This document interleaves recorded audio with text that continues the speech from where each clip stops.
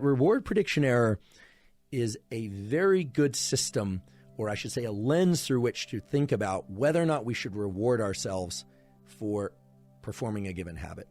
And this is a much larger discussion that actually relates to things like parenting and self-regulation. Should we reward kids just for effort? Should we reward ourselves just for effort? What should we reward? How much should we reward ourselves? When should we withdraw reward? Should we use punishment? These kinds of things. This is a vast literature. We don't have time to go into all the details. But the notion of reward prediction error is so powerful that it can predict most, if not all, forms of learning, including habit formation.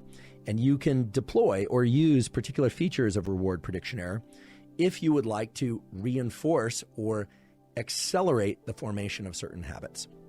So reward prediction error, quite simply, is if you expect a reward and the reward comes, a particular behavior that was associated with generating that reward is more likely to occur again. That's pretty straightforward. However, the amount of reward in the form of this molecule dopamine that you will experience is even greater if a reward arrives that's unexpected. Okay? So let me repeat that again. If I think that something's coming that's going to be great, let's say I lean into a habit, I manage to override my limbic friction and I'm doing my 45 minutes of writing in the morning with no phone and no internet, and I'm getting toward the end and I'm anticipating, I'm actually doing this. This is great. I did it. I'm feeling really, really good. I finish.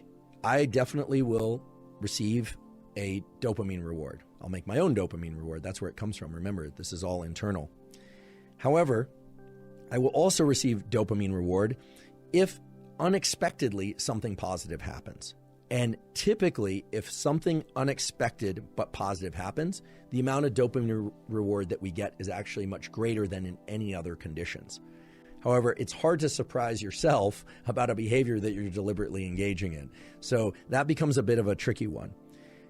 Reward prediction error also says that if we expect a reward and the reward doesn't come, that the pattern of dopamine release will follow a particular contour. And that contour is very important. Here's how it goes. Let's say that I'm writing and I'm about 30 or 45 minutes in, and I'm thinking, this is great. I managed to do this. I'm succeeding in executing the behaviors that I need to in order to perform this habit. I'm overriding limbic friction. Just that series of thoughts will start to generate a dopamine release within my brain and body. However, if at the 50-minute mark, the phone rings and I pick up the phone, or I break my own protocol, I break my own self-discipline, and I go on and check social media, or I do something that takes me out of that, what's going to happen is that my level of dopamine is actually going to drop below the baseline, meaning below the level of dopamine I had before I even started the habit execution. Okay? So what this is this is a system that predicts whether or not rewards are going to come. When we think a reward is going to come, it starts to actually arrive earlier in the form of dopamine release. This is the feeling that we experience as in positive anticipation. You tell a kid, hey, we're going to go to the amusement park, or we're going to go get ice cream. They haven't had the ice cream yet. They're not at the amusement park, but they're excited. The dopamine release comes earlier. Okay? They get to the amusement park or they get the ice cream, they will also have some dopamine release associated with that. But most of it, believe it or not, came in the form of the anticipation.